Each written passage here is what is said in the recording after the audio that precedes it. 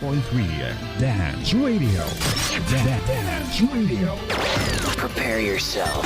Ang silid-aralan sa radyo, hatid namin ay makabagong paraan ng pagtuturo at kalaman. Mapaumaga, tanghali o hapon man yan, ang estasyong magbibigay impormasyon kahit saan man. For something big. Alright, here we go. 106.3 Dance Radio. Doña Aurora National High School, Santa Rita, Aurora, Isabela. This 106.3 DWDR-FM. Physics, Chemistry, Earth Science, Biology, Biochemistry, Environmental Science. These are some branches of science. Science is about a whole lot more than that. And to sum it up, we believe that science is the way of helping the brain grow in finding new knowledge and help us defeat our curiosity and how the world develops and works today. Science. This is your class, and this is science. And now, here is your host for the day.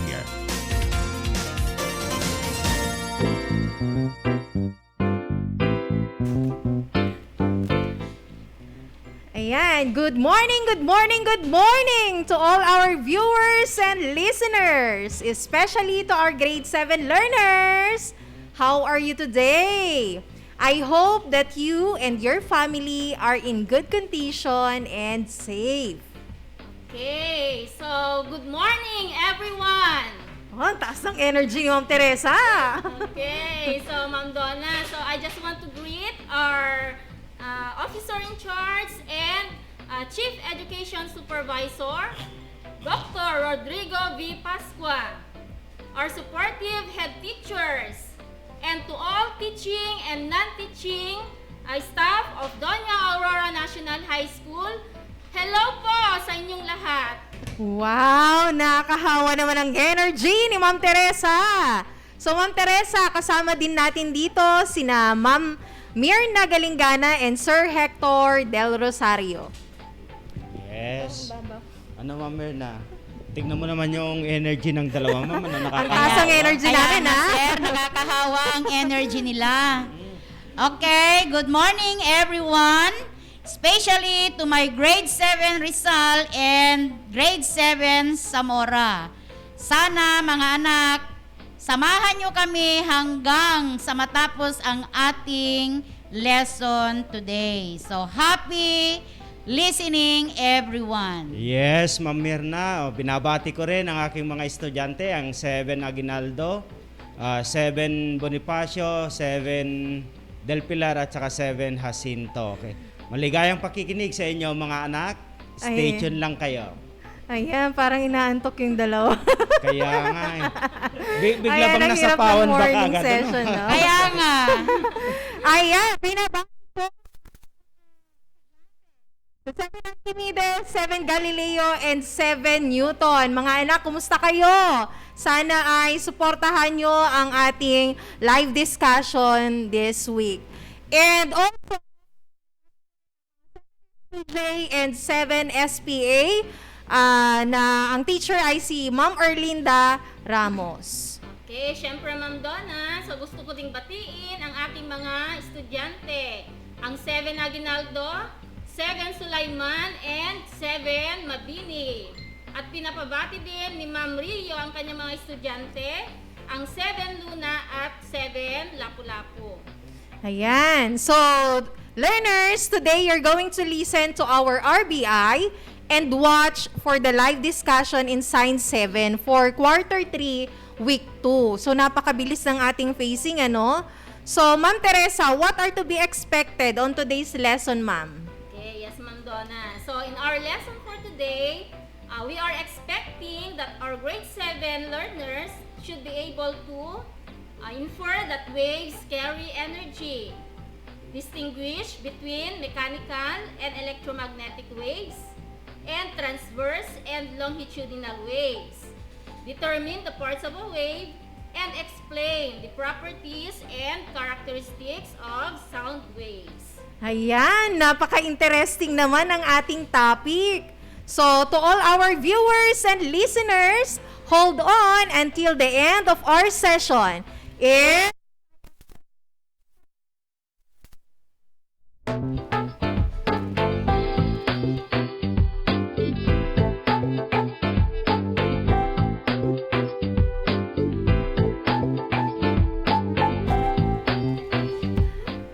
Okay, so habang inaantay natin yung ating RBI, so mamaya, dear learners, tatawag pala kami ng mga learners natin, o kayo pala ang tatawag, rather. Kayo ang tatawag sa amin para sagutin yung ating mga tanong, para meron tayong students participation. Ayan, mukhang tignan nga natin kung gising na ba yung ating mga learners. Tignan natin yung ating chat box, Ma'am Teresa. Okay, so ilan na kaya ang naka-join? Ayan, mga anak, medyo medyo nahuhuli tayo kasi meron tayong problema sa internet connection. Medyo mahina ang ating internet ngayon. So anyway, 'di ba sabi nga natin, ano man ang pagsubok ang dumating, basta tuloy-tuloy lang ang laban. 'Di ba? Ayan, ready na daw. So, ano pang hinihintay natin? So, it's Science-Terrific time! Dance Radio, siniparalan sa radyo, atid namin makabago, paraan ang pagtuturo. Wala nang makakapigil pa. Sulong Arangkada 106.3 Dance Radio sa Aurora, Isabela. Edukasyo'y susulong, basta't magtulong-tulong, sulong edukalidad. Dance Radio, learning is amazing. Physics, chemistry, earth science, biology, biochemistry, environmental science. These are some branches of science. Science is about a whole lot more than that. And to sum it up, we believe that science is a way of helping the brain grow in finding new knowledge and help us defeat our curiosity of how the world develops and works today. Science. This is your class, and this is Science. And now, here is your host for the day. Good day to our dear listeners. This is your school on the air in science. It's Science Time! It is a great privilege that you can join us in another episode. I am Teacher Arnold Villagasca, your host for today. With me is Teacher Riza and Marzan, our technical specialist. How are you today? Hope that you're in good condition. Make it a habit to tune in our radio station, 106.3 FM, Dance Radio. For any questions or concerns regarding our topic, feel free to text or call your subject teacher using the number which can be found in your class schedule. You may also send them your questions through their messengers and their emails found in your learning packages as well. I know that you are now ready and excited to learn. So, I'll turn you over to our radio teacher in science, Teacher Ryufei Magawai.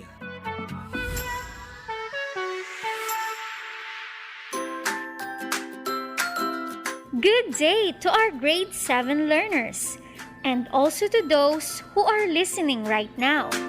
I am Teacher Ryufei Magawai, your radio teacher in science. I hope everybody has tuned in and is now ready to listen and learn to our lesson for today. Make sure that everyone is in a comfortable place and free from disturbances so that you can concentrate and able to understand the lesson. Do you have with you your learning activity sheets for week 2? Yes, ma'am. I hope so. For those who do not have yet their learning activity sheets, please get it now. What is all about the learning activity sheets? It is all about waves, ma'am. Very good. Before we start in our discussion, please consider the following reminders.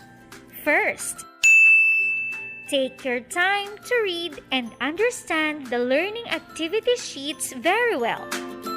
Follow the instruction carefully. Second, use a separate sheet for your answers in the activities and assessment. Be sure to label your work by the activity number and title. Third, you will find activities to work on.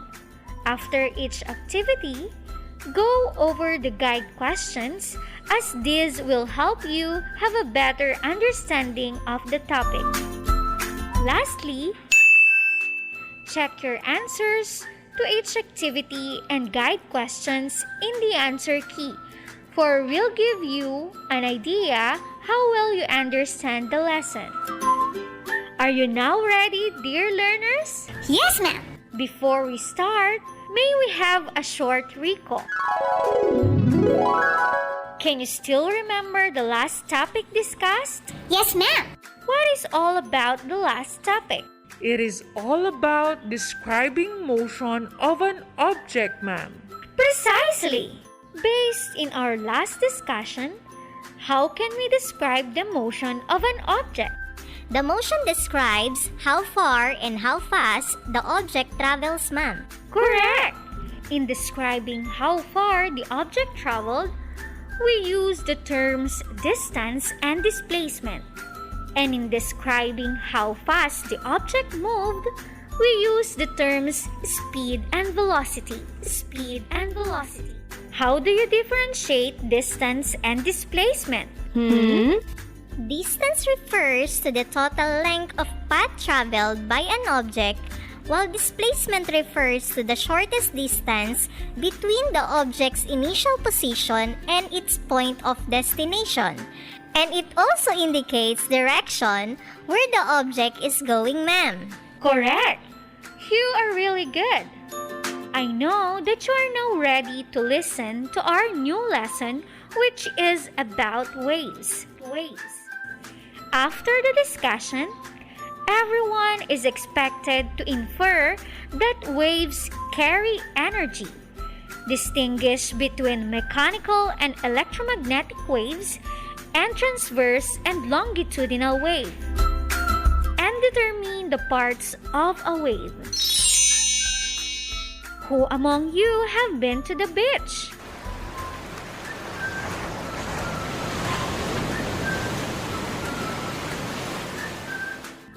Ma'am, we have been to the beach last summer. Wow! Can you share your experience in the beach? I experienced snorkeling and surfing, ma'am. I enjoyed swimming and playing on the big waves also, ma'am. What a very nice experience! Aside from waves in the beach, are there places here where we experience waves? There are, ma'am. When I throw stone on the river, a wave is created. That's right. Are there some? In the pool, ma'am. When I tap on the surface of the water in the pool, I can see waves, ma'am. You are all correct. Water wave is the most common example of a wave. But waves are not only created on the surface of water. There are lots of waves around us in everyday life. What do you think causes a wave? Try to wave your hand. Observe the motion of your hand while waving. How will you describe your personal hand waves? There is a repetitive motion of my hand from side to side or left to right direction, ma'am. Yes, the repetitive motion that you do with your hand is called vibration, which causes wave motion. So what exactly is a wave? A wave is a disturbance that carries energy from one place to another, ma'am. Very good! Let's use more imaginable example for you to really understand how wave is created. Have you tried to play Slinky when you were a kid? It's more commonly known as magic spring or rainbow spring. Yes, ma'am. I used to play magic spring when we were kids. It created big and small waves when I played it. Wow! It's good to know that you have tried playing a Slinky. Your science teacher instructed you to prepare a Slinky. Do you have it you now? Yes, ma'am. Very good. Using your Slinky, we create waves like what you did when you were kids. That's fun and easy to do, ma'am. Just hold one end of the Slinky and move the other. Very good. Okay, dear learners. Create a wave by moving one end of the Slinky back and forth. Do it faster. What did you observe? The coils of the Slinky moved back and forth, ma'am. Correct. What you have just created is a wave. When you moved the other end of the Slinky, you really had created a disturbance to the particles of the Slinky back and forth.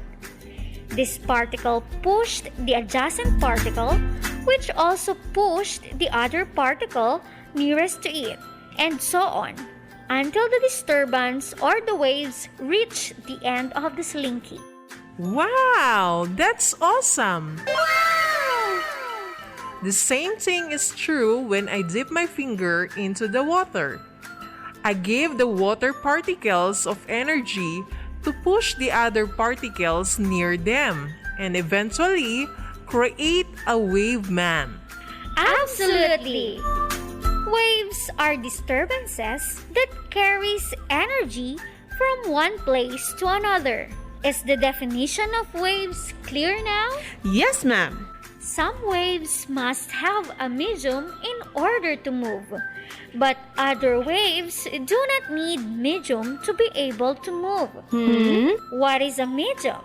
Medium of a wave is any substance that carries the wave or through which a wave transfers energy. Very good!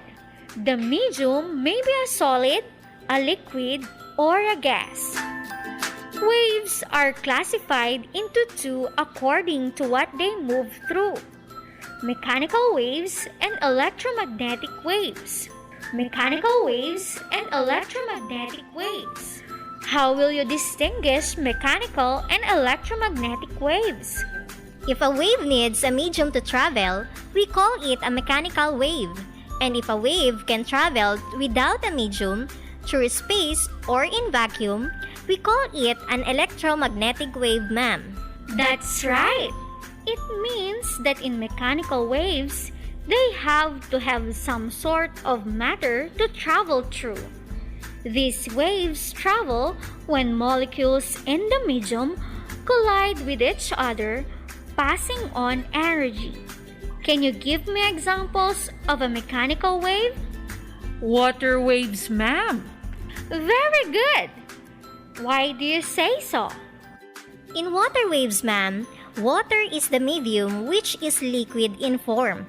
Disturbance in the water transfers energy through it, and this starts a mechanical wave. That's correct. Any other example of mechanical waves that you know? Waves in a rope, ma'am. The rope has particles through which wave can travel. Yes, you are right. Other examples of mechanical wave is seismic waves or waves created by earthquakes. These waves can travel through the solid and liquid part of the earth. Sound wave is considered also as mechanical wave. Sound can travel through air, water, or solids, but never through a vacuum. That's why you cannot hear any sound in the outer space. How about electromagnetic waves? Can you give examples of these waves that can travel even without any medium? Light, ma'am. Precisely! Light is an example of electromagnetic wave, and this is the form of electromagnetic wave that is visible to most human eye. But light is only a portion of the electromagnetic spectrum. Radio waves, microwave, infrared, ultraviolet, X-rays, and gamma rays are also considered as electromagnetic waves. They can travel through a vacuum and does not need a medium or a matter to travel. They can travel through electrical and magnetic fields that are generated by charged particles. Electromagnetic radiation is created when an atomic particle, such as an electron, is accelerated by an electric and magnetic field, which travel at right angles to each other in a bundle of light energy called photon. Is it clear, dear learners? Yes, ma'am. Let's continue our discussion after a short reminder.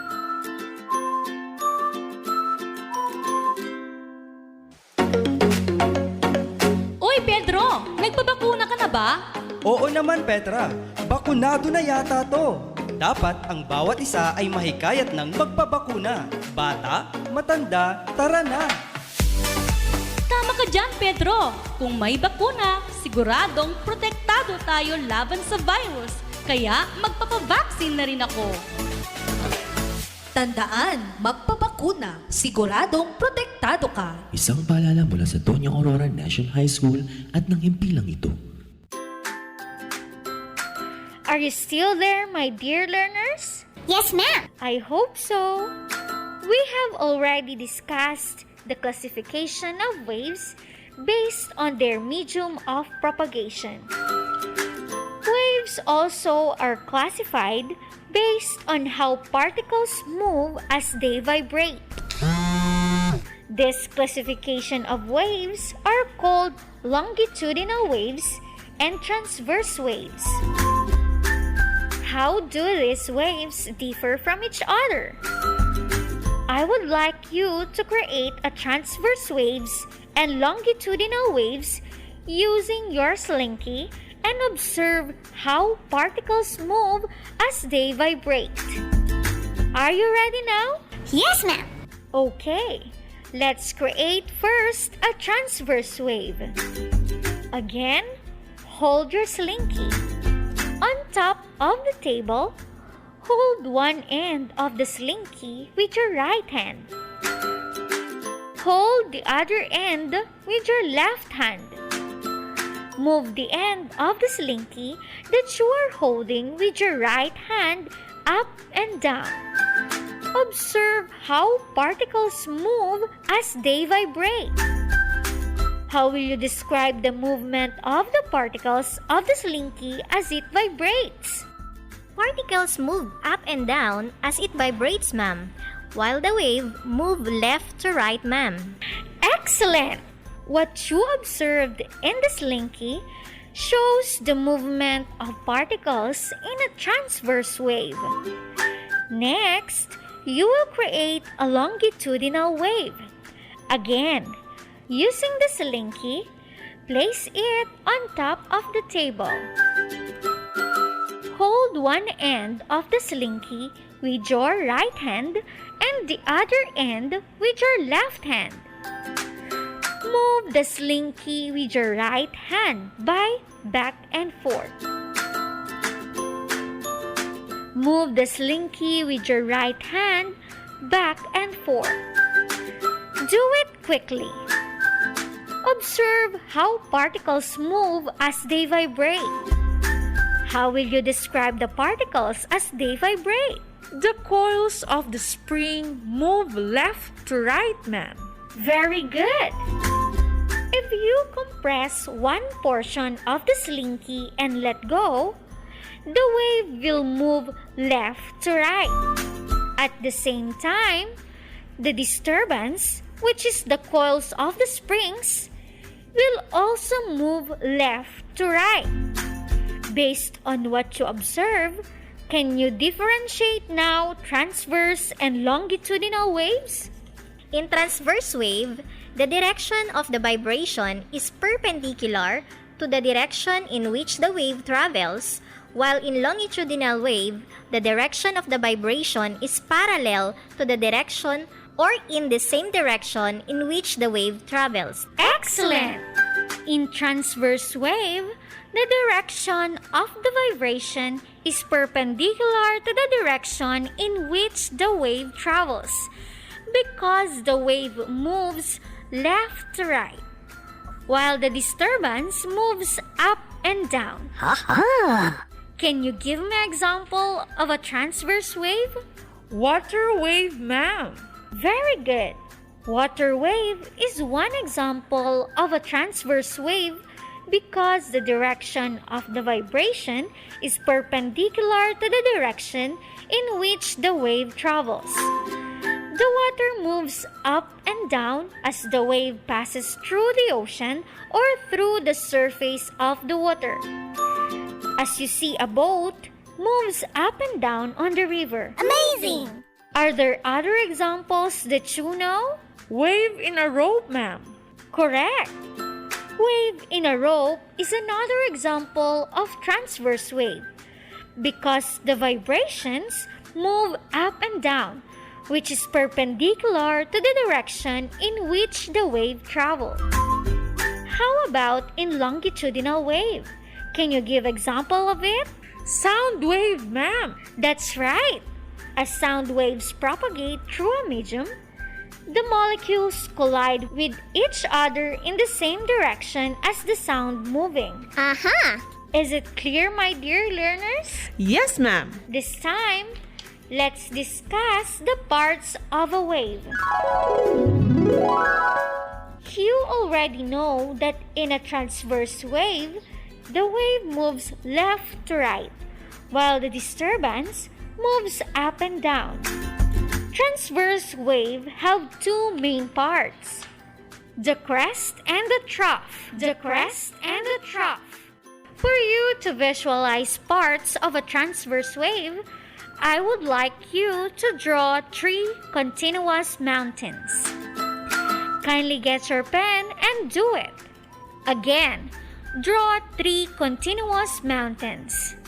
Draw dots on the peak of the 3 mountains and in the lowest parts. Label the dots on the peak of the mountain as A, B, and C, and the lowest parts as D, E, and F. Are you done? Yes, ma'am. Very good. What you have just drawn represents waves. The highest part represents the crest, and the lowest part represents the trough. Based on that, can you now give the definition of crest? Crest is the highest point of the wave, ma'am. That's right. How about trough? Trough is the lowest point of the wave, ma'am. Yes. Do you think longitudinal wave have crest and trough also? There is no crest and trough in a longitudinal wave, since in longitudinal wave, the particles move left to right or back and forth. There are no high points or low points created in longitudinal waves, ma'am. Excellent! Can you describe the coils of the slinky as you move one end of it back and forth? Some parts of the coil spread apart and other parts are close together as I move one end of the slinky back and forth, ma'am. Correct. What you have observed in the slinky represents the movement of particles and the parts of a longitudinal wave. The parts that spread apart represent the rarefaction. The parts that are close together represent the compression.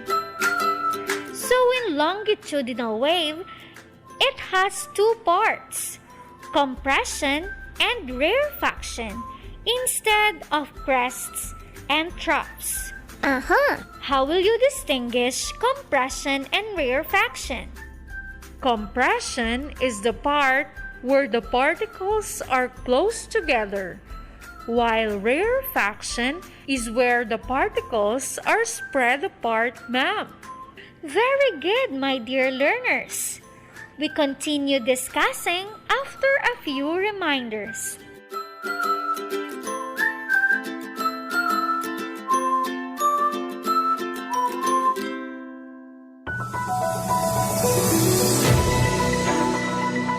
Amazing tips sa pag-aaral ngayong new normal. Una, matulog sa tamang oras. Siguraduhin mula 7 hanggang 8 oras ang iyong pagtulog. Sapat na iyan upang gumana ng maayos ang utak upang makapag-isip. Siguradong good day ka, kaibigan. Ikalawa, magtala o gumawa ng sariling schedule. Mahalaga ang time management, kaibigan. Itala ang mga subject na kinakailangan mong pag-aralan sa buong araw. Maglaan ng oras para sa mga ito. Ikatlo, pumili ng lugar sa iyong pag-aaral. Focus. Kailangan mo yan. Kaya nararapat na komportable at tahimik na lugar ang iyong kalalagyan. Huwag ring kalilimutang ipahinga ang utak. Find time to relax upang handa ka muling mag-aral kinabukasan. At iyan ang ating amazing tips, kaibigan. Kahit new normal, tuloy pa rin ang pag-aaral.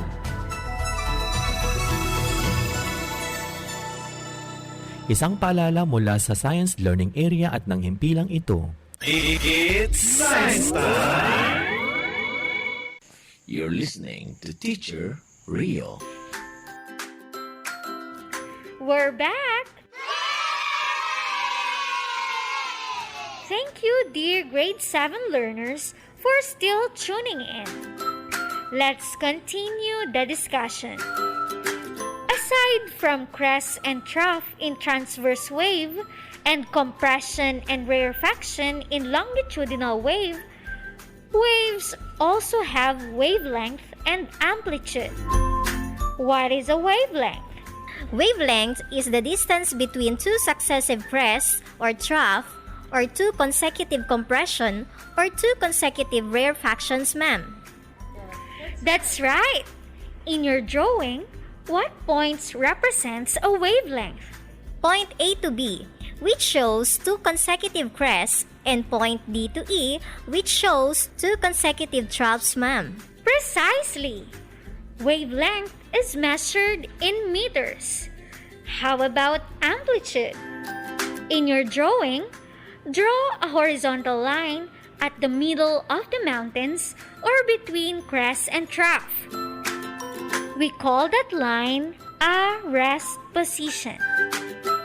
Now, draw a line from rest position to crest and rest position to troughs. The distance now from the rest position to crest or trough is called amplitude. Can you follow, my dear learners? Yes, ma'am.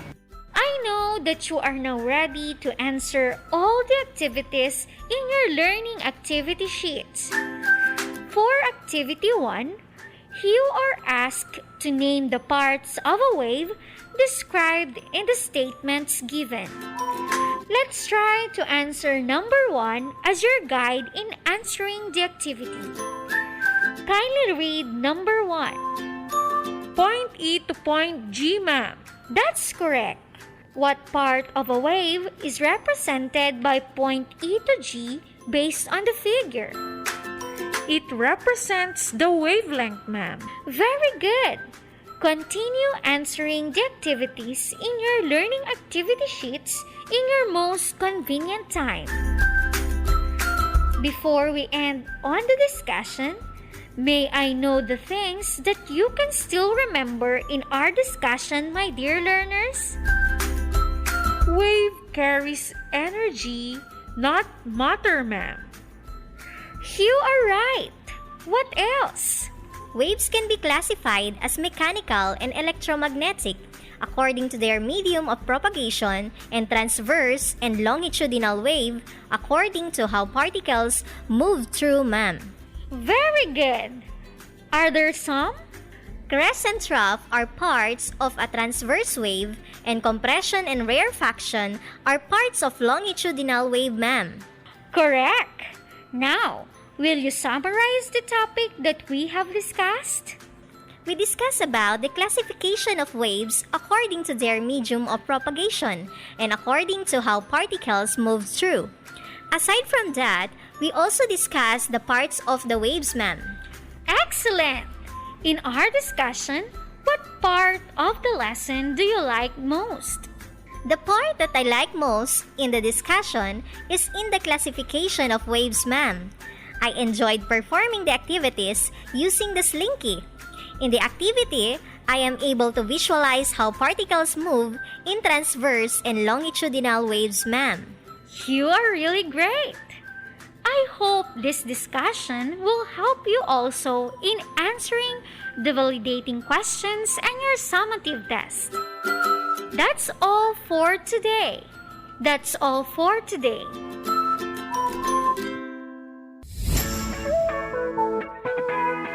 Thank you so much, Teacher Riafe Magaway, our radio teacher for today. Alright, I'm back. Again, I'm your host, Teacher Arnold V. Lagasca. I hope everything is clear. I repeat, if you have some questions, my dear learners, you may call or text your science teacher. I would like to acknowledge the teachers behind the School on the Air lesson. Teacher Riafe, your radio teacher on the air. Teacher Teresa M. Seneca, the script writer. And Teacher Riza N. Marzan, technical specialist. Once again, thank you for being with us. This is your radio host, Teacher Arnold V. Lagasca, signing off. Stay tuned for the next subject.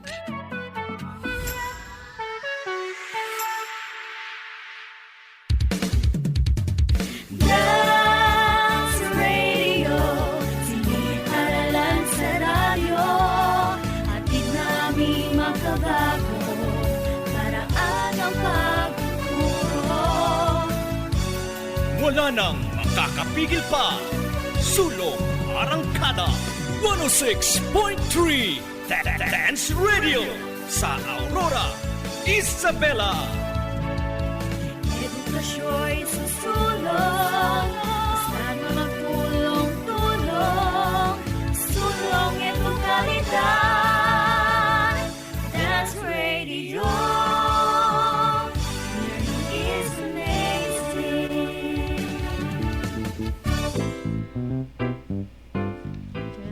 Welcome back!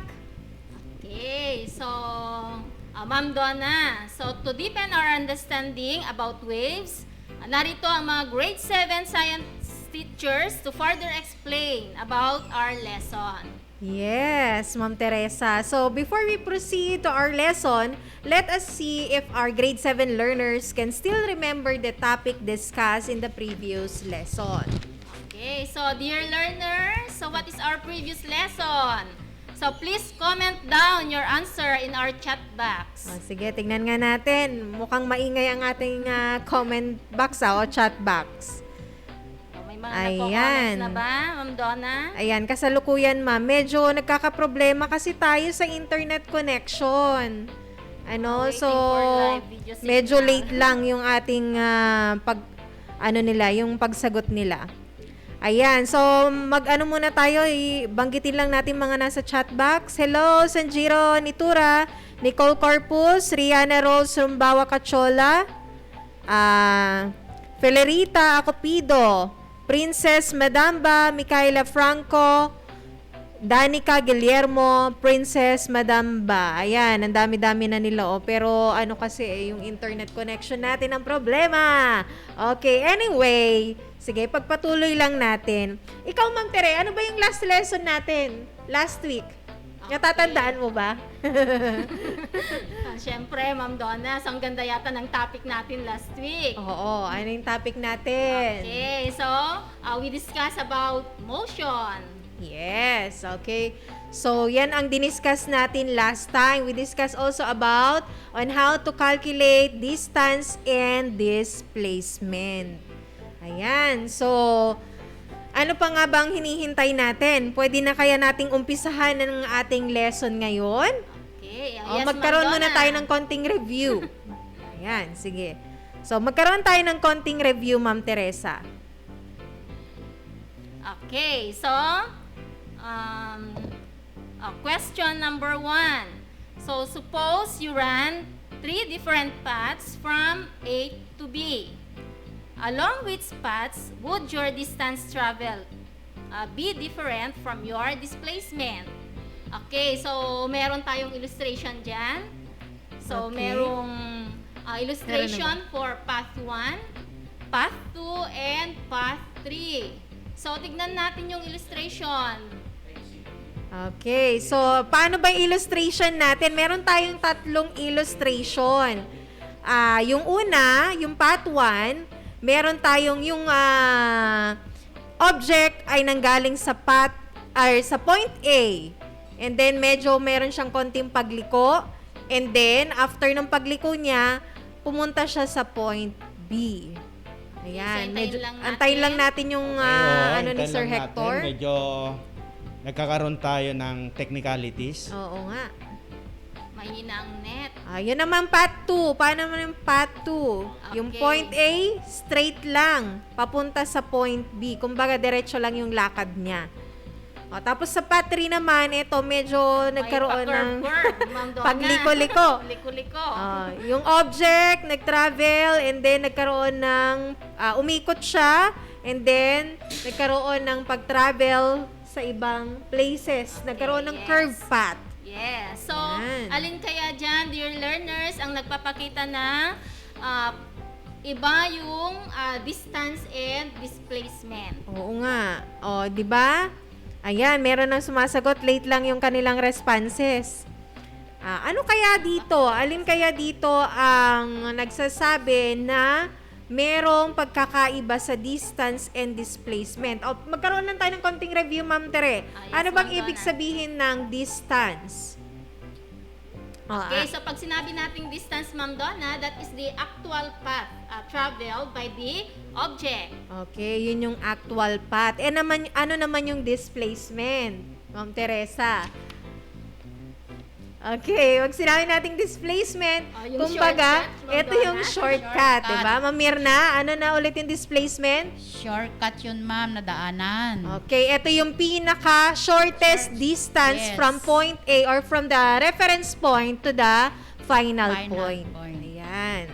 So, saan kaya dyan? Path 1, path 2, meron na ba, ma'am? Sir, meron na? Kinoconnect pa lang, ma'am. Hopefully, ma'am, nai-imagine nila ng ating mga learners. I-describe mo nga yan, sir. Mas magaling ka mag-describe Paano yung path 1, sir? Yung path 1, kung nai-imagine nyo yung number 7, parang nakahiga lang siya na number 7. Nakahiga. Merong umakyat, tapos medyo lumikong ganun. And then, ang path 2, eto, kapag nakahiga. Nakahigang tao, pag ganyan lang siya, diretso lang. Okay. So, path A to path B. So, straight And then, yung path 3, parang ang gulo-gulo, umikot-ikot pa. Okay, umikot, tapos gumanon. Ayan, nagkaroon parang wave, ano? Akyat, baba. Ayan, yes. Ayan, meron na. Okay, so dear learners, ano sa tingin ninyo dyan sa mga illustration natin ang merong difference between the distance and displacement? Okay, yes. So, is it path 1, path 2, or path 3? Ayan. So, habang inaantay natin yung ating mga comments, pwede rin kayong tumawag. Okay, sa number na 0926 0917-444-3317 para sa inyong mga sagot. At sabi ni Ma'am Teresa kanina, meron daw tayong prize, Sir Hector. Okay, yan yung hinihintay natin. Meron daw siyang ibibigay na free load. Okay, magkano Ma'am Tere? Tumataginting na 20 peso load. Ayan. So yan, mukhang meron ng nag-ano dito. May nag-comment na ba? May nag-comment na. Wala pa rin nalalate kasi yung natin. Mahina kasi yung internet connection natin ngayon. Pero delayed delayed yung maski paso. nakasend na sila dun sa lugar nila, pagdating dito sa atin. Hindi natin natatanggap. Correct, hindi natin kagad natatanggap. Anyway, sa tingin ninyo, Ma'am Teresa, ano ba ang sagot kaya dyan? Proceed na tayo. Okay. So, the correct answer is, sabihin na ba natin, Ma'am Donna, yung tamang sagot? Sabihin na natin, Ma'am, kasi delay na yung dating natin sa kanila. Okay. So, the correct answer is path 1 and path 3. Bakit path 1 and path 3, Ma'am? Okay. So, tignan natin sa path 2. Kasi sa path 2, the distance traveled is the same with the displacement. Kasi straight line lang. Okay, Ayan. Ayan, meron ng Meron na. Yes. Okay, so yun lang. So, anong sagot natin dyan, Ma'am Tere? So, bali dalawa, Ma'am Donna, ang sagot. So, ang path 1 and path 3. So, sa path 1 and path 3, different yung displacement. Distance and displacement. Kasi kung titignan natin yung illustration, yung isa nag-travel, yung path 1, from the point of origin, medyo gumuwi siya pa itaas and then bumaba. May paliko. Okay, may pagliko. Sa path 3 naman, medyo magulo, parang zigzag road, ano? Ayan. Akyat, baba, akyat, baba. Parang roller coaster yung daanan. Okay, Ma'am Mirna? Wow, ang galing naman. So, number 2 question. Sana masagot na ito ng ating mga learners. Ito yung pangalawang tanong, mga anak. Anna runs from their house to her friend's house. That is 3 miles away. Then, she goes back in their house by walking. Ulitin ko. Anna runs from their house to her friend's house that is 3 miles away. Then, she goes back in their house by walking. Wow, sipag naman niya naglakad. Yes. Sana all. Tumakbo siya papunta sa kanyang kaibigan. 3 miles away mula sa kanyang bahay. Papunta sa kaibigan niya. Sa bahay ng kaibigan niya. Okay. Tapos, bumalik siya sa kanilang tahanan pero naglakad na siya. Naglakad na siya kasi siguro napagod na. Siyempre nag-jogging yan. Umaga siguro nang pumunta, Ma'am, Gano'n naman talaga, sa una medyo may energy ka pa Pero pagka pabalik na medyo nawawalan ka na ng energy, di ba? Okay, so anong tanong natin, Ma'am? Okay, ito yung tanong. Number 1 question, what distance did she travel? Yan ang unang tanong. Sige, yung letter A muna. Yes. What distance did she travel? Ilan daw yung distansya na trinavel ni... Anong pangalan nun? Ni Ana. Ni Ana. Ayan, Ana. Ang ganda ng pangalan. Ana. Parang nagtatanong lang, Ma'am? Yes. Parang si Ma'am Ana ito. Ilan kaya yung distance niya? Ano ba yan? Okay. Ilan kaya? Ulitin lang natin yung problem. Ana runs from their house to her friend's house. So, pumunta si Ana, or nanggaling si Ana sa kanilang bahay, pumunta siya sa bahay ng kaibigan niya na 3 miles away mula sa kanilang bahay. And then, bumalik din siya papunta sa kanilang bahay. Mula dun sa bahay ng kaibigan niya, umuwi din siya sa kanilang bahay. So, ang tanong... Pero naglakad na lang siya. Yes, naglakad na lang. So, ang tanong ngayon, what distance did she travel? Ayan. Baka may sumagot na, Sir Hector. Susolve na ang ating mga learners. Okay, tignan nga natin sa chat box natin kung may mga estudyante na natin na sumasagot. Ayan, medyo delay pa rin nade-delay. So, kunin na natin to. Sagutan na natin. Pwedeng tumawag sila, Ma'am Donna. Sige, tawag ulit kayo para naman meron tayong collaboration.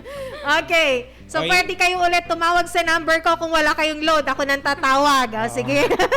Saglit lang, ha. Okay, magbasa muna kayo dyan. Ulitin mo nga yung problem, Sir, Sir Hector. Ito yung problem. Anna runs from their house to her friend's house. That is 3 miles away. Then she goes back in their house by walking. Letter A question, what distance did she travel?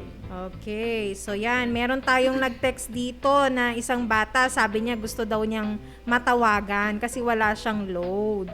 Tawagan lang natin saglit, tapos ako pala yung walang load, no? Nakakatuwa naman yung ganito. Ayan. Sige. Paano ba natin isinusolve yan, Sir Hector, ang distance? So first, ang ginagawa natin, ina-identify natin yung mga given. Okay. So, in this problem, we have 3 miles. Yan yung distance. Okay, so distance 1 papunta sa kanila ay papunta sa bahay ng kanyang kaibigan. Okay. And then, another 3 miles noong buhat sa bahay ng kaibigan niya, papunta naman sa bahay niya. Okay, yes, papalik, sir. Distance to yon. Kasi yun yung problem natin. Now, to get the total distance covered. Ayan, meron na tayong isang bata na sumagot. Ayan. Sige. Hello, Pia. Good morning. Pia? Ayan. Mahinang signal. Mahina din ang signal ng Hello, anak. Good morning. Naririnig ba, Sir Dennis? Ayan. Kumusta? Okay lang po, ma'am. Okay lang. Ayan. Sige. Anak, ready ka na bang sagutan o sumagot sa ating tanong? Anong section ni Pia, Ma'am Donna? Ayan. From 7. Ano na section mo ulit, Nak? 7 Newton po, ma'am. Ayan. 7 Newton. Ayan. So, Pia, ready ka na ba? Ma'am, Sarah Hisan. Ay, hindi pa. Sige, tanungin lang kita ulit. Ito yung lesson natin last time. So, ito din yung diniscuss natin last week sa ating live stream. At the same time, dun sa ating Google Classroom, di ba? Nagkaroon tayo ng Google Meet pala, Google Meet. So, diniscuss natin to. So, ito yung tanong, anak. Anna runs from their house to her friend's house. That is 3 miles away. So, si Anna nanggaling sa bahay nila and then pumunta siya sa bahay ng kaibigan niya. Ang distansya ay 3 miles away mula sa kanyang bahay. Ngayon, napag-isipan niya na umuwi na lang sa kanilang bahay. So, ang tanong ngayon, ano ang distance na na-travel ni Anna? 6 miles po. Again?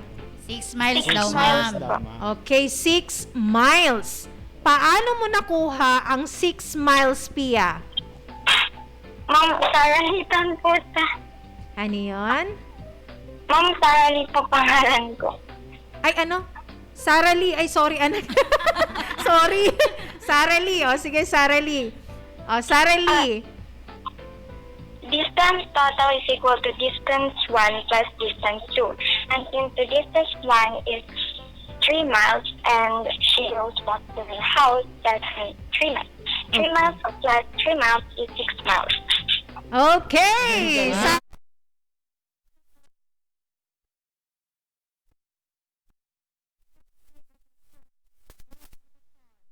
Paano, G, ma'am? Paano ako, ma'am?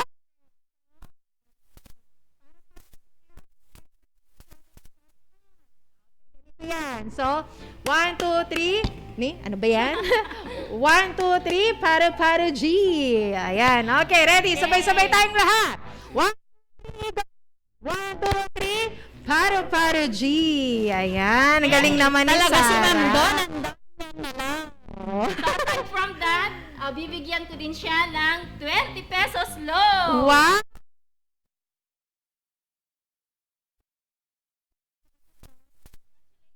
Sarah. Ayan. Ano sasabihin mo, Sarah? Sarah? Wala na. Nawala na. Ayan. Thank you sa ating caller na si Sarah. Congratulations, Sarah. Ayan. O, ano, Ma'am Okay, Tere? so the total distance traveled by Ana is 6 miles. So, ano naman ang kanyang displacement? Pangalawang tanong, what was her displacement? Okay. What was her displacement? Yes. Okay, pwede na naman tayong ano dyan. Ano dyan ang gusto nyo dyan? Anong gusto nyo dyan? Ako tatawag o kayo tatawag? Ikaw tumawag, ma'am. Sige, tignan natin. Kasi wala daw silang load. Wala daw silang load kasi inaantay nila yung ibibigay mo, ma'am. Ayan. Ayan. Pang call lang kasi ako pang TM. Wala akong extra load saglit. Ayan. Wala nang nagbigay ng ano. Yung nagbigay kanina. May load ka ba dyan, Ma'am Mir? Meron kasi nagbigay ng number dito kanina. Ano bang 0929? 0929. Smart. Hindi ko kabisado yung mga... Ayan, may nagbigay kanina ng number kaya lang wala akong ano. Okay, Okay. sandali, Ma'am Donna. May Meron ding nag-comment dito. Sige, yan. Sino yan? Gio Lintaw ng 7 Archimedes. Archimedes. Ay, si Gio. Gising na si Gio. So, ang sagot niya ay 6 miles. Ayan yung kanyang computation. At meron din siyang sagot, ma'am, ng displacement sa letter B. Anong sagot niya? The answer is 0. Okay, from Gio.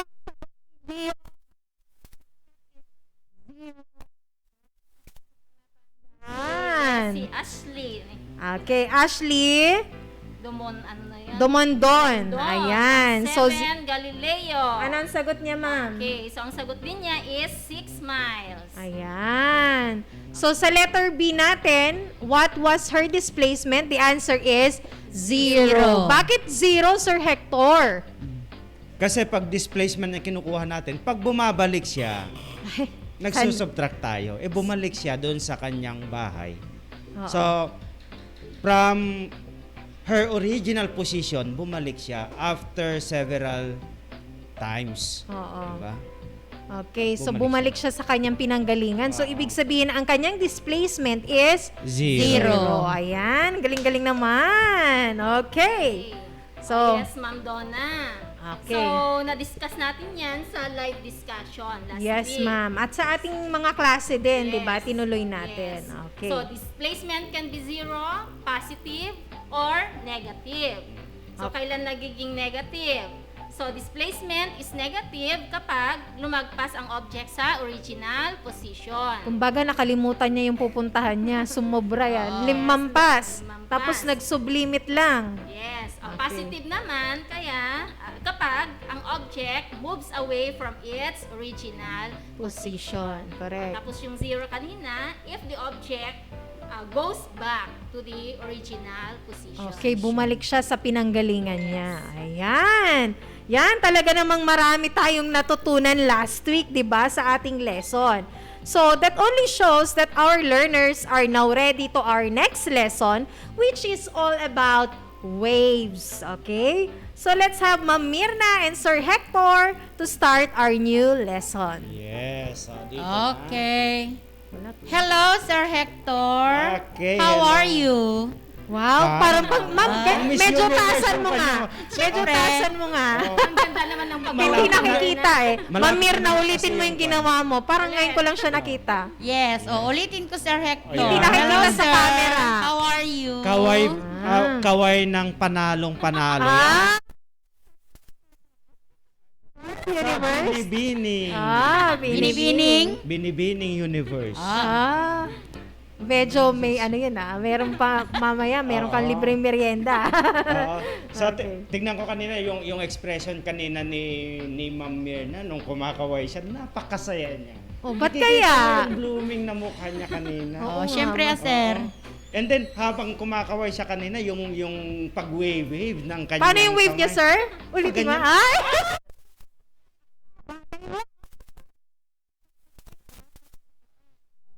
Nagmumove yung kanyang hand from left to right. Or yung from side to side. Paano nga uli yung pag-wave mo? Patingin nga ulit. Ganyan, sir. Hindi nakikita sa cam. Ay, bakit? Ay, Gumuwi ka doon. Yan, yan. Pala dito. Ngiting panalo yan. Ngiting panalo. Ngiting Diba, panalo. Yes, sir. Okay. Okay. So, Sir Hector, Yes, ma'am.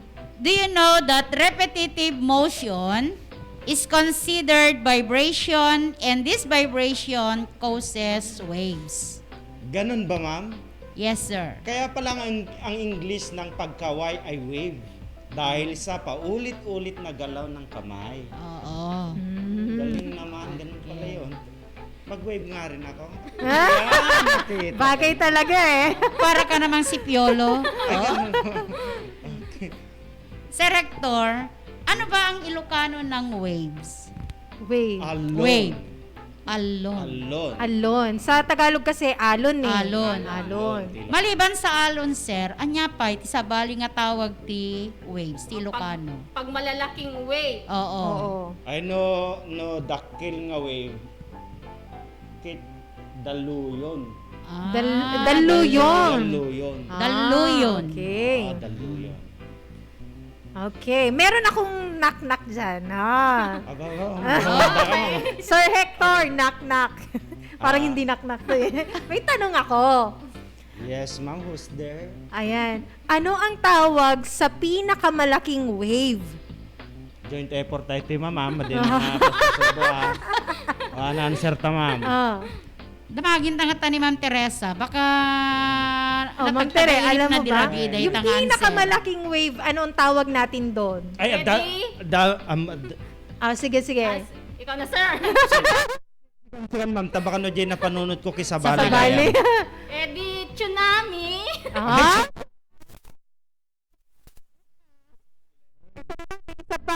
Ano, kung tsunami ang tawag sa pinakamalaking wave, ano naman ang tawag sa maliit na wave? Si Kati maka-answer dito, ma'am. Meron natin sa kakapasitan nito. Anong tawag? Kaya kakyutan. Siyempre, walang malaki na cute, Sir Yes, Hector. ma'am. Ano? Ano, Ma'am Mirna? Ma'am Mirna. Baka may mayat nga ni Ma'am Donna, may lamangan Sir Jim. Ay, ako din Ay, Eddie! Tsunano. Wala nga bang ibaga? Ay, sige. Siyempre. Ngim sikat kit kita ay natatay, ma'am. Ibilanseran na. Ay, hindi kanya na. Love na love ko yan si Ma'am Mirna. Pag maliit na wave, tsunano. Ay, natuwa ka na. Okay. Ayan. So, marami pala tayong ngayon, i-discuss, tungkol sa wave. Okay. So, Sir Hector, yun pala ang Ilocano ng waves. Yes, ma'am. Ano ulit, sir? Daluyo. Dakil. Siyempre naman, ma'am, ako naman mahilig naman ako sa tubig. Kasi naranasan ko yung nagpunta naman sa beach. Di ba nagpupunta tayo nun sa mga beaches, ma'am? Ay, sana. Sinong kasama mo?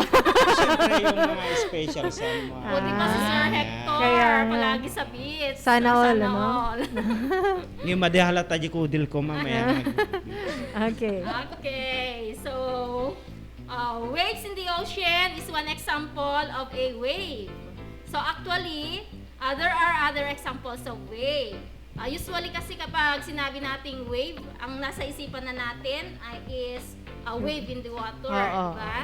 O yung alon. Alon sa tubig, sa beach. Okay, so actually, waves are classified into two according to medium of propagation and according to how particles move as they vibrate. So for the first classification, which is according to what the wave moved through, waves are classified as mechanical waves and electromagnetic waves. Okay, Ma'am Donna. So how will you distinguish mechanical wave from electromagnetic wave? Okay, when we say mechanical wave, it needs medium to travel while electromagnetic waves do not need medium to travel. So sa mechanical waves, kailangan ng medium o bagay para makapag-travel siya. Samantalang sa electromagnetic wave, hindi niya kailangan ng bagay o object para mag-travel. So, when we say medium of wave, this is any substance that carries the wave or through which the wave travels. Gaya na sinabi ko, any object or any substance na pwede mag-travel yung wave. So, medium can be pwedeng solid, pwede rin siyang liquid or gas. So, water wave and seismic wave are the most common example of mechanical wave. Okay, so how about in electromagnetic wave, Ma'am Donna? So ano naman yung mga example ng electromagnetic wave? Okay, kung sa mechanical wave kanina ay yung example natin is water wave and seismic wave. Pagdating naman sa electromagnetic wave, light waves that are most common example or these are the most common example. Meron tayong radio waves, microwave, infrared, visible light, ultraviolet rays, and X-rays. So this type of electromagnetic waves have the same speed that is equal to the speed of light, which is equivalent to 3.0 times 10 to the 8 power meter per seconds. Ayan, ang bilis, Parang isang pikit mo lang na ganyan, parang kisap mata, no? Okay, so that is equivalent to the speed of light. So 3.0 times 10 raised to the 8 power meter per second. So those are the two classification of waves according to what the wave moved through. So waves also are classified according to how particles move as they vibrate. So these are the longitudinal wave and transverse waves. Okay. So what is the difference, Ma'am Teresa, between longitudinal waves and transverse wave? Okay, so tignan natin yung illustration. Sir Hector. Ayan. Okay, yan. So, yan yung illustration ng transverse wave. So pag transverse, ganyan ang movement. Para siyang mga particles. Para siyang wave talaga. Okay, yes, Ma'am Donna. So, how will you describe the movement of the particles in a transverse wave? Okay, based dyan sa ating, anong tawag dyan? Animation, ma'am. Transverse wave, the particles move up and down. Okay, so up and down. Taas, baba. Meron siyang pagtaas, pababa. Parang ganyan, no? Diba? Yes, so ganyan ang movement ng transverse wave. And we can also illustrate that using Slinky. Dear learners, na-try nyo bang maglaro ng Slinky? Ano yung Slinky, ma'am? Yung rainbow. Yung nilalaro meron din yan sa illustration, Sir Hector. Sir Hector, ano mo nga? Yung susunod dyan. Slinky, yan yung nilalaro ko nung bata ako, yung magkakaibang kulay. Yung rainbow, ang tawag namin, yung ginaganon. Ayan. Okay. So, nakikita ba ninyo, dear learners, yung movement ng vibration yung sa Slinky. transverse wave. So, meron siyang up and down motion. Okay.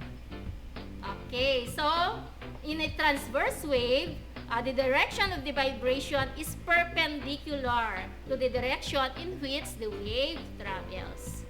Okay. What are the examples of transverse wave, Ma'am Tere?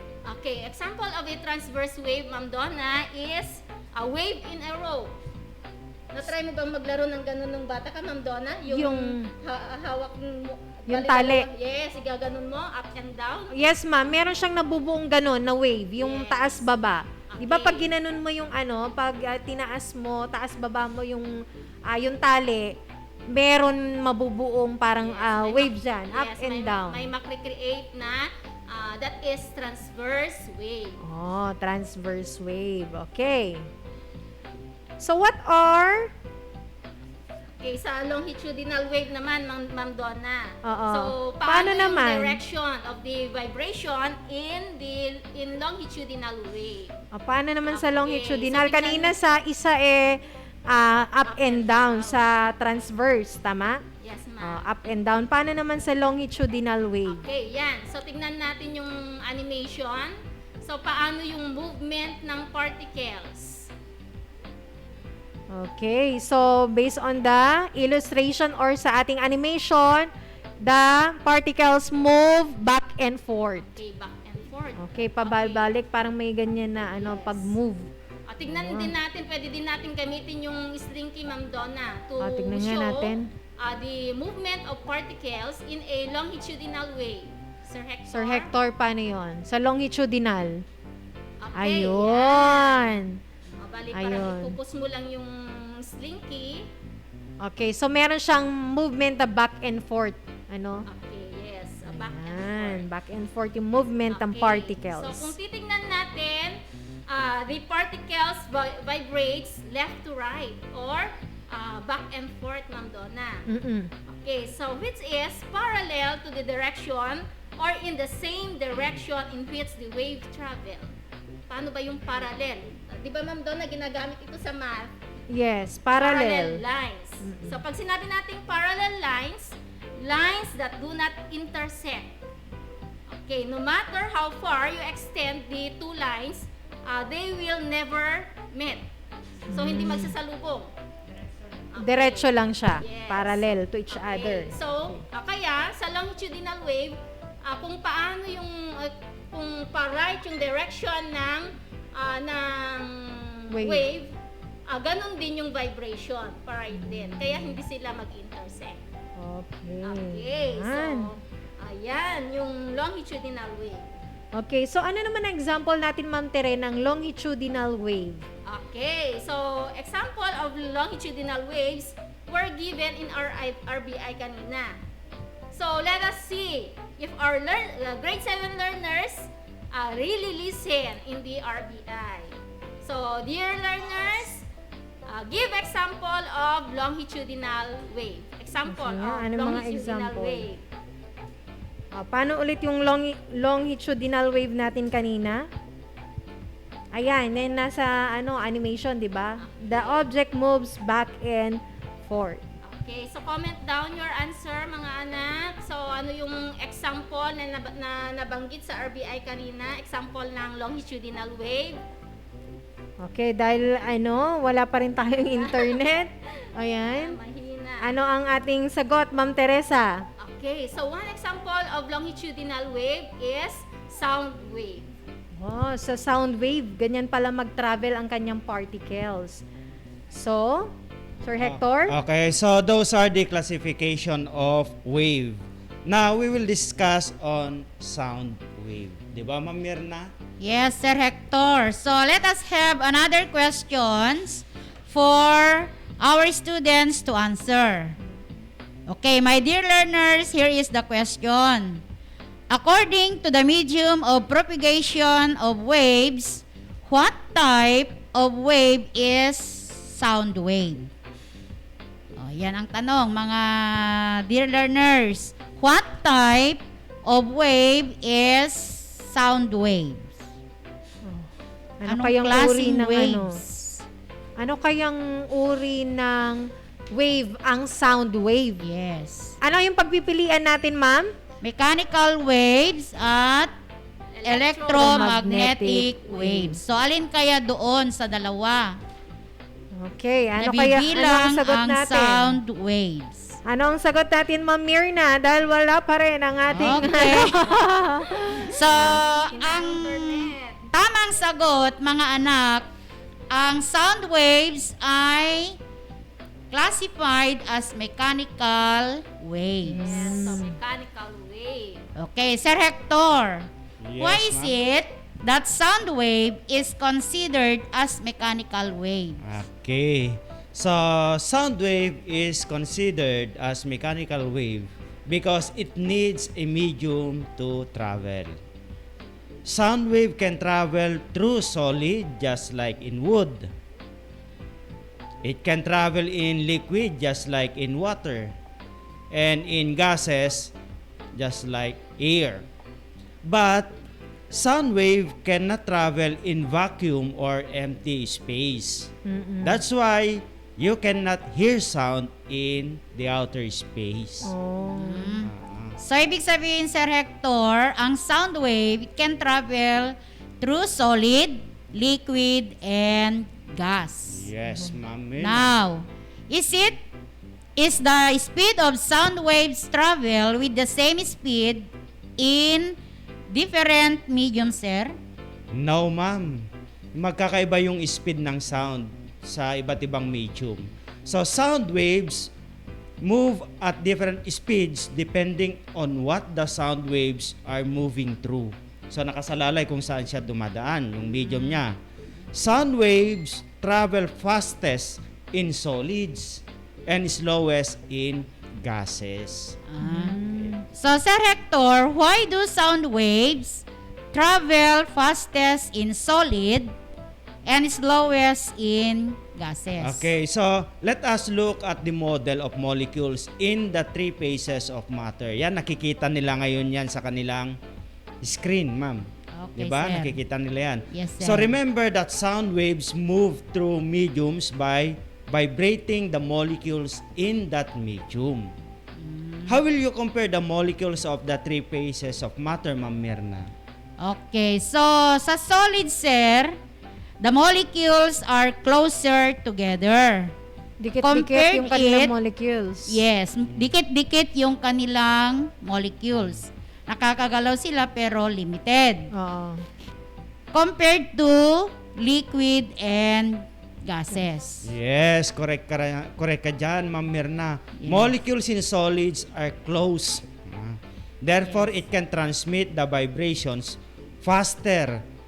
That's why sound move travels fastest in solid. In gases, molecules are farthest apart. Magkakalayo kasi sila, ma'am eh.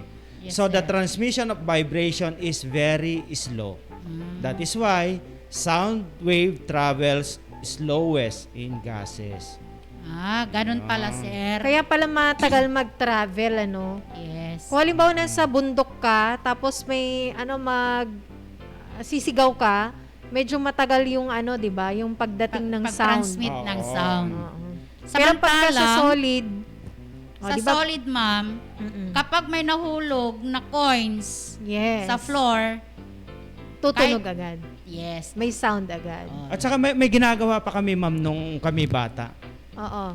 Mararamdaman mo kasi sa lupa kung mayroong sasakyan sa pamamagitan ng pagdidikit mo ng tenga mo dun sa lupa. Oo, Pag correct. nararamdaman mong nagbabibrate yung lupa, ibig sabihin mayroong parating na isang mabigat na bagay. Maski hindi mo pa siya nakikita. Correct. Maski hindi mo pa naririnig Pag yung may sound ugong, niya. kumbaga may Yes. pag-ugong. Oo, ganon. Yeah, kaya yan yung isang patunay na mas mabilis nga mag-travel ang Sa sound solid. through solid. Kaya pala dun sa namin noon, sa classroom namin sa LRC, di ba yung LRC kasi nahati? Ang division lang is yung plywood. So naririnig pa rin namin yung sound na galing sa kabilang classroom papunta dun sa aming classroom. Kasi nga plywood lang yung kanilang division. So nagtra-travel pa rin. Ayan. Yes, Ma'am Mirna. Okay, so, ibig sabihin, the speed of sound differs in different medium. So, let us look at the speed of sound in different medium. Okay. So, nandyan sa screen, nakikita ninyo? Yes, ma'am. Okay, so, we have here a different medium. So, one is the speed of sound in the air at 0 degrees Celsius. The speed of the sound is 331 meter per second. Another, the speed of the sound in the air at 20 degrees Celsius is 343 meters per second.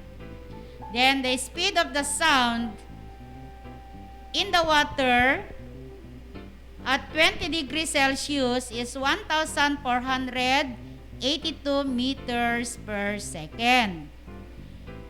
Solid naman, the speed of the sound is 1,960 meters per second. Oo, sa LED. So, in glass, the speed of the sound in glass is 5,640 meters per second. And sa steel, the speed of the sound is 5,960 meters per second. So, diyan, makikita na natin. Anong pinakamabilis, ma'am? Ang pinakamabilis ay sa steel. Steel. At Yes. pinakamababa? Ang pinakamababa sa air at 0 degree Celsius. Oh. Kaya, Sir Hector, kapag malakas ang ulan, kahit hiyaw ka ng hiyaw diyan, Hindi hindi naririnig. Sino yung anak mong panganay? Ni Uriel. Oh, kaya wag kang magagalit kung hindi siya sasagot agad. Kasi hindi gaanong naririnig yung sound kapag malakas ang ulan. Ganun pala. O, sige. Okay, yes. So sound wave is considered as mechanical wave because it needs a medium to travel. So aside from waves are classified according to the medium of propagation of waves, waves also are classified based on how particles move as they vibrate. So these are the transverse wave and longitudinal wave.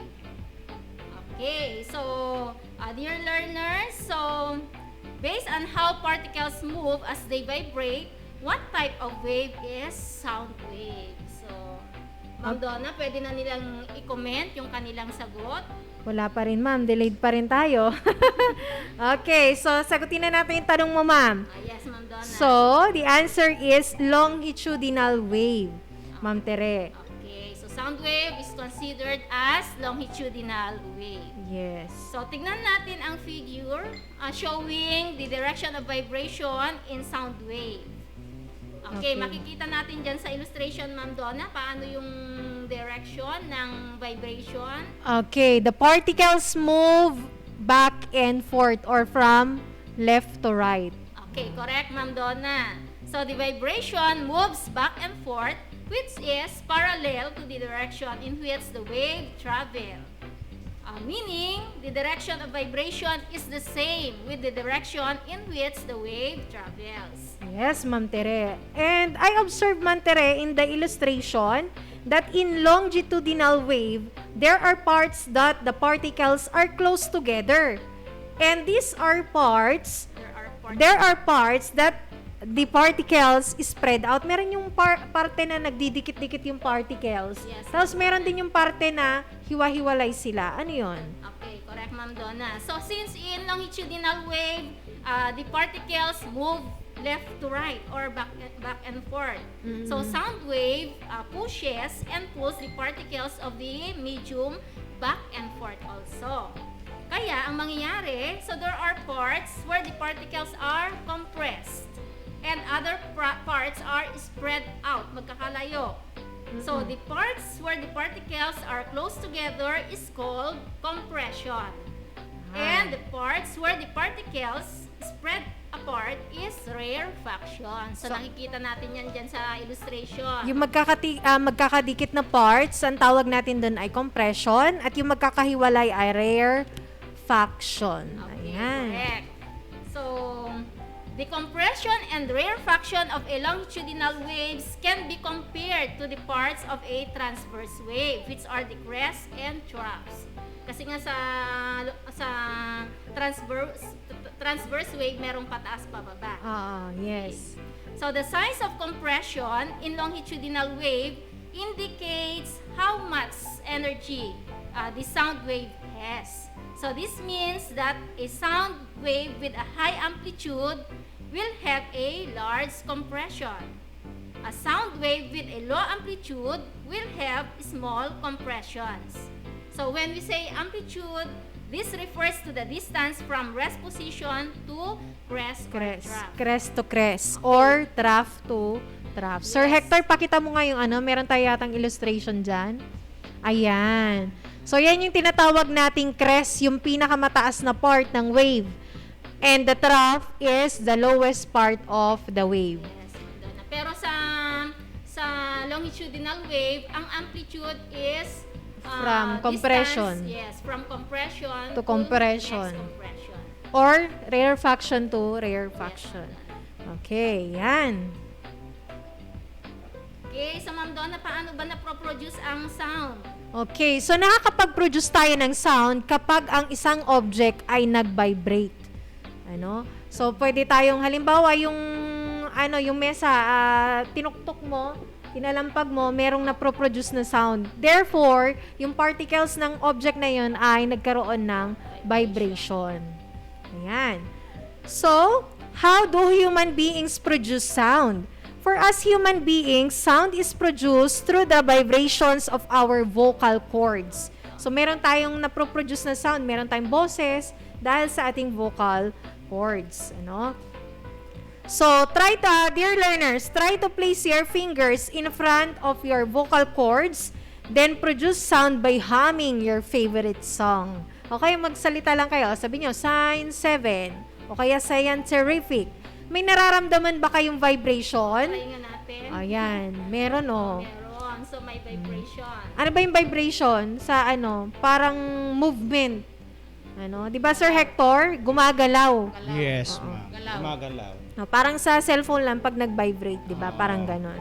So, napaka-amazing naman. And I observed that also when I'm playing guitar. Ayan. Wow, tumutugtog ka ng gitara.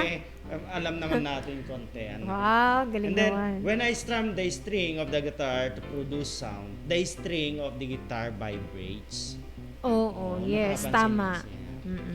Sana all marunong mag-gitara, Sir Rector. Bigyan mo kami ng sample mamaya, Yes, tatas ko na ba, ma'am? Mamaya, So, these are only some proof that sound is produced by a vibrating object. May tanong ako, Sir Hector. Yes, ma'am. Bakit kaya magkakaiba ang maproproduce na sound? Paano nagkakaroon ng malakas at mahinang sound? Voltaso dati sa lutsod ko kanyaman, Yes, sir, Bakit may mga tono na mataas at may mababa at may mga sound na masarap na pakinggan at hindi kaaya-ayang pakinggan? Ano sinabi mo, ma'am? Masarap na pakinggan? Masarap pakinggan at hindi kaaya-ayang pakinggan. At hindi kaaya-ayang pakinggan. Yung bang parang... Magandang pakinggan. Masarap sa tenga. Masarap sa Tapos tenga. meron yung masakit sa tenga. Diba? Para din sa music yan. Oh, yes, ma'am. Meron yung napakagandang pakinggan. Meron naman yung music na habang pinapakinggan mo, lalong kinakabahan ka. Yes, yung para bang yayanig. Pagod na pagod. Nakakapagod pakinggan, Yes. parang ganon. So, dyan sa mga tanong mo na yan, ma'am, sa dami-dami ng tanong mo, iisa lang ang sagot. Sige, sir. Sa palagay ko, ma'am, may kinalaman dyan yung karakteristik ng sound. Okay, sir. So, what are those characteristics of sound? Okay, ma'am, let us see if our learners are holding their modules. My dear learners, comment down your answer in this question. So, ito yung tanong natin. What are the characteristics of sound? Okay, ano daw yung mga characteristics ng sound? Ayan, dahil wala pa rin. Palagay ko, i-text dan tulatan. I-message nyo na lang sa inyong mga teachers. Yes, i-text na lang So, what nila. are the characteristics of sound, Ma'am Tere? Okay, so sagutin na natin, Ma'am Donna. So, the Sige. characteristics of sound are loudness, pitch, and quality or timbre. Okay, ano yung ibig sabihin ng loudness? Okay, yes. So, when we say loudness, this loudness referred to as the volume. Oo. Okay, so what do you think is the factor that determines a yell from a whisper? Ano ba ang Ilocano ng whisper, Sir Hector? Ano yun? Ni mamin. Bulong. Bulong. Arasaas. Pagka bumubulong ka, pera mo nga. Parang Okay, yan. what determines a arasaas in... Anong pinagkaiba nila? Pag bumulong ka kasi, medyo, di ba, itinatabi mo pa sa tenga ng kausap mo. Kasi para hindi marinig ng iba, although naririnig din natin kuminsan. Ayun. Yes, so tignan natin yung illustration. Pag-yell, ano Yes, naman? Saan yung yell, ma'am? Okay, yung purple line shows louder sound. Yung mas mataas. Yes. Okay. Then yung yellow line shows a softer sound. Yung whisper. Yes. Okay. So based on the illustration, what determines the loudness of sound, Ma'am Donna? What determines the loudness of The sound. a sound? Okay. So, as we can see in the illustration, ma'am, the loudness of the sound is determined by the amplitude. So, the higher the amplitude, the louder the sound produced. Ang sinasabi nating amplitude dyan, pakibalik nga Sir Hector dun sa illustration. Pag sinabi nating amplitude, yan yung mataas na part. 'Di ba? Yung parang pabundok na part ng wave. So, the higher the amplitude, the louder the sound. So, the lower the amplitude produces, the softer the sound. So, kapag ka pala sumisigaw ka, mas mataas yung amplitude. Pero pag bumubulong ka, medyo mas mababa yung amplitude. Ayan. Okay, yes. So, another characteristic, we have the pitch. So, when we say pitch, this refers to the perception of highness or lowness of a sound. Okay. Okay, so what determines the pitch? Bakit may mga high pitch, may mga low pitch na pro-produce? Okay, so the pitch, the frequency of the sound determines the pitch. Okay, so another characteristic, we have also the timbre or the tone quality. So those are the characteristics of a sound wave. Ayan. Dahil medyo kinulang tayo ng oras, so itutuloy na naman natin ang ating discussion sa kanya-kanya nating klase. Pero before that, Ma'am Donna, ibigay natin yung performance task. Ay, oo pala. Gusto ko ding banggitin, Ma'am Donna, yung sa, kasi may ipapakita yung mga characteristics of sound using yung mga musical instruments. O parang yung video sana natin na i-play, ano? Yung mga ibang yung mga igorot. Oo, mga yan. Gaganda Ibang ng mga tribes. musical instruments nila. Correct. Kaya ng gong. Gong, ano yun? Magkakaiba. Maganda sana pag maipakita yung video, kaya lang Okay. kulang na So, ano yung performance task natin, Ma'am Tere? Okay, so sa performance task natin, dear learners, so you will apply the characteristics of sound that we have discussed. So, ang gagawin ninyo, you will create musical instrument using locally available materials and use this instrument to compose tunes and present in a gig. So, kumbaga magkakaroon tayo ng mini concert sa kanya-kanyang klase gamit ang mga different musical instruments or yung mga bagay na indigenous na pwede mag-produce ng sound or recycled materials. Ayan. So, maganda yan. Okay, so, this will magpo-produce be by tayo group, ng Ma'am Donna. Ma'am? By group yung pag-present. Okay. So, by group. So, walang problema. Kung sabihin nyo na lang sa teacher nyo kung ano ba yung kaya nyong i-play. Kung kaya nyo mag-play ng guitar, kaya nyo ba mag-drum, mag-piano, o kaya naman gusto nyong gumamit ng sirang timba, pwede rin. Any recycled materials. Okay. So, via Zoom na lang siguro yung pag-present nila. Okay. Ayan. At dahil dyan, tayo ay magpapaalam na. Okay. So, hanggang next week ulit. Yun na yung last week natin ng Shift 2. Ang bilis. Quarter 3. Yes, for quarter 3. And then after that, quarter 4 na. Patapos na tayo. Yes. So, yan mga anak. So, hanggang next week po, muli kami ay magbabalik. Kami ang Team Shepherd.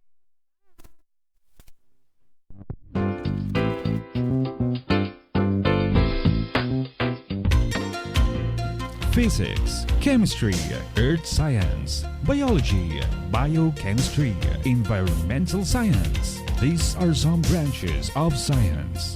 Science is about a whole lot more than that. And to sum it up, we believe that science is the way of helping the brain grow in finding new knowledge and help us defeat our curiosity and how the world develops and works today. Science. This is your class, and this is Science. And now, here is your host for the day,